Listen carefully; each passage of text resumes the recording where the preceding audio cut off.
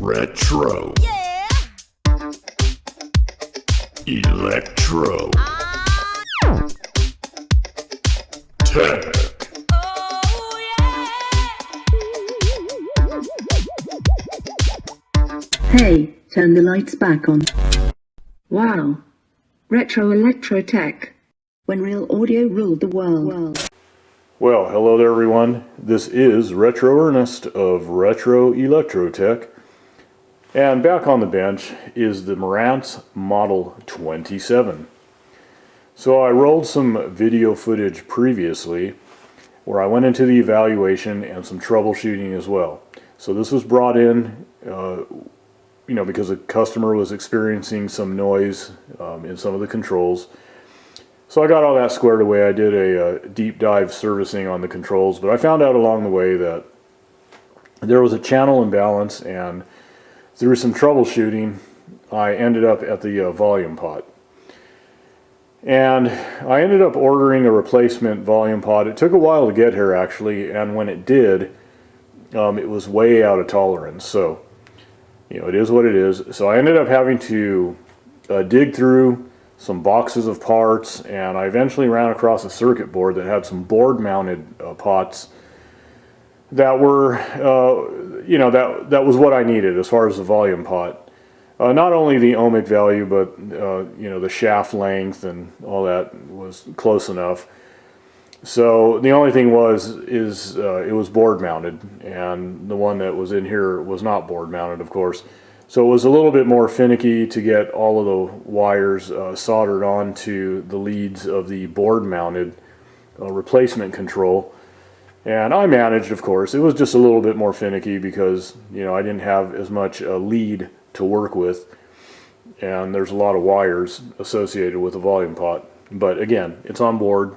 Everything's looking good. So anyways, there are some other things going on too that I pointed out in the previous video footage, like the DC on the speaker terminals was pretty high. I had to tame that down, and I know the VRs were pretty finicky. Same thing with the bias. The bias, trimmers were pretty finicky. I know I changed a couple out, but off the top of my head I can't remember because this has been sitting for maybe a couple weeks or something between ordering the volume pot that turned out to be crap and digging through and finding one that would work. So otherwise, let me go ahead and zoom over to the oscilloscope, and I'll go ahead and show you the symmetry between both channels now. Okay, so as you can see, both channels are nice and symmetrical now. Alright. So, mission accomplished as far as that goes. Okay, so you probably saw the two analog meters sitting on the bench. Well, here we are up close and personal. So, I'm hooked onto the original potentiometer on both halves of the stereo volume pot, in other words, which is why I have 2 meters, because I want to look at the needles in unison going up and down through the range of the pot. So in previous video footage I did show the channel imbalance on the oscilloscope.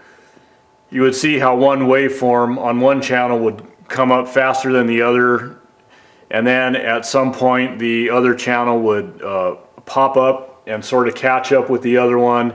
There was just that imbalance taking place as I was getting higher up on the volume. So you'll notice that on these two displays. Now the needles come up pretty fast, even when I turn the pot fairly slow. The needles come up pretty quick, and then they sort of slow down a bit as we get toward their destination. Destination being, well, a little past 50 k ohm. But you'll see the difference in the way they track, where one of them's trying to play a catch up with the other. There's that little lag, and I'll run it through its range a few times because it's kind of hard to keep your eye on, or keep your eyes on both needles and at the same time, kind of try to make that comparison as to which one is moving slower, faster, whatever. But you can see there's definitely some issue with these things moving in symmetry or unison with each other. But I just thought I would show you that on an analog meter. So let me, I'm going to try to stay as steady as I can, as uniform as I can, as I'm bringing up the volume pot, bringing it down. So here we go. Off to the races. All right. And yeah, there was that little lag there. Seems to be about 3/4 of the way up. And I'll start moving. And at no point do I stop moving the volume pot through its range. I'm moving very steady, so when you see a pause, especially in one more than the other, that's the issue I was talking about, because I'm not stopping. Okay, here I go down.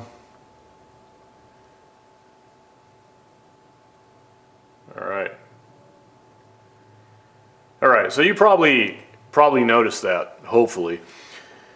But the reason I did that is because we saw it on the oscilloscope, and it was pretty obvious on the scope. But in regard to analog meters, I talk about that a lot, that when I'm looking for dead spots, some lagging or noise exhibiting itself by the needle of the analog meter getting jittery or jumpy or whatever, you can tell on an analog meter, looking at an analog display with a needle, you can see things going on a lot better than a DMM. Okay, so that's why I wanted to bring these in, so that we can watch those needles moving in unison. That was the point. And you can kind of see what I was talking about on these analog meters, that the same thing, same type of thing we were seeing on the oscilloscope when we were looking at both of those channels. So I just thought I would do that. Anyways, let me change views. Okay, and before I get this unit closed up and start doing some audio testing and get it ready to go home, I wanted to revisit the speaker terminals and check my DC levels. And this is what the left speaker, and it's dancing around in the single-digit millivolts. Same with the right channel. So, anyways, that's way better than where things were initially when I first checked the speaker terminals for just a baseline check of DC voltages. They were in the hundreds of millivolts, and yeah, that's not good. I had to tame things down, and like I said before, the VRs that you tweak around and turn to adjust that were a bit finicky, and as you can see, things are looking a little bit better now. They'll dance around. But as far as DC goes, for those of you who are not too familiar with DC voltage at your speaker terminals, ideally, in a perfect world, textbook world, we want to have that sitting at 0. But locking it into 0 usually is not the case. You can get it pretty close, and it depends on the topology of the amp, the design, this and that. Really, especially in an amp this old, with no doubt components that are out of tolerance, that are a bit drifty, that's looking pretty good now. So we'll leave well enough alone, but I wanted to say just real quick, when you have some single-digit millivolts, even double-digit millivolts, if they're not creeping way up there, you're not going to have any issues going on. When they start creeping up pretty high, at some point, there's going to be some degradation of your audio. It's going to degrade the audio. At the extreme end of things, when you start really getting up there, hundreds of millivolts, and it depends on the speakers too. Some can tolerate higher DC levels better than others, but it's going to start heating up the voice coils, and if things really go south, then you end up damaging your speakers and burning out your voice coils. Certainly don't want that. But that's when you're getting up there. But what you're seeing here, and even if it was, in the double digits, 20-something millivolts, even 30-something millivolts, whatever the case, although not ideal where in a textbook world we would want it close to zero or at, locked in as close to zero as possible.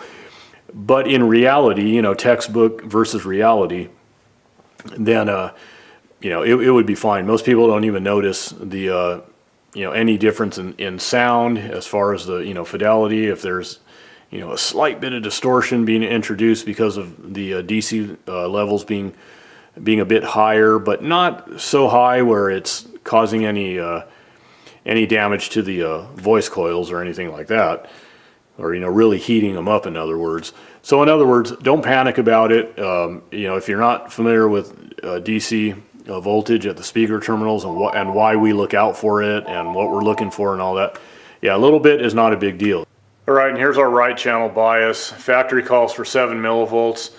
It drifts up and down. It gets a bit drifty. If I sit here for a while, it will drift up a little bit more than I like to see it, but nothing too alarming. It's really the best I could do, considering that, again, as I mentioned, the board would need to be refurbished. I'd have to bring components into tighter tolerances. I'd have to really dive in other words. But it does pretty good, though. Yeah, it does stay in the ballpark, but it's normal for bias to drift up and down with change of temperature, so forth. But yeah, it is what it is. Okay, and here is our left channel bias. Again, within the ballpark of our 7 millivolt factory spec, so good enough. All right, so everything's put back together, as you can see. So I have a turntable piped into the phono in, and a piece of vinyl playing, and I have a radio station tuned in on the FM dial, and I have a CD piped into the auxiliary input. So I'm going to switch between them. I'm going to keep it brief because of the whole copyright thing. I'm sure that YouTube's going to pick up on it anyways, I'm just going to keep it real short. It's a shame that I can't play it longer, but I just want to convey to everybody that, yeah, it is working. And by the way, it sounds very, very nice. I like the sound of this this receiver. It's really nice. But anyways, let me go ahead and get to it and turn it up a bit and switch the inputs. So what's the big deal? Some my truck in a farmer's field. Some my bed. Okay, so that was a local radio station. Let me switch it over to phono. California girls are the greatest in the world. Each one a song in the making.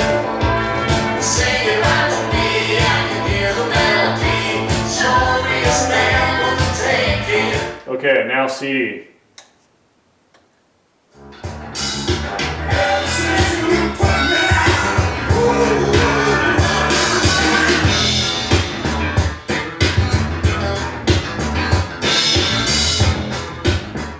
Okay, so everything's looking good. Everything's sounding great. So, if down the road the customer wants me to go the rest of the way, as far as when I have a little bit more time as well, and I'm not so stacked with work, which probably won't be the case, but I'm sure I could fit it in somewhere, is my point. I'm always busy, but maybe down the road I could squeeze it in, and if he wants me to refurb the amplifier, then I can do that. As I mentioned before when I was rolling footage on this, I did point out that there was some fairly recent recapping of the power supply and the preamp section. So there was that, but again, the main amp is just original. It's all old parts, so perhaps that could be next. But otherwise, this thing is sounding really good, and I got it. I got it where it needs to be for now. All the controls are nice and quiet. So there you go. For those of you that followed along with this, thanks, appreciate it. As I always say, guys, peace, love, music, and the vintage audio that brings it to your ears. Till next time, y'all take care. This has been a Spinning Head production.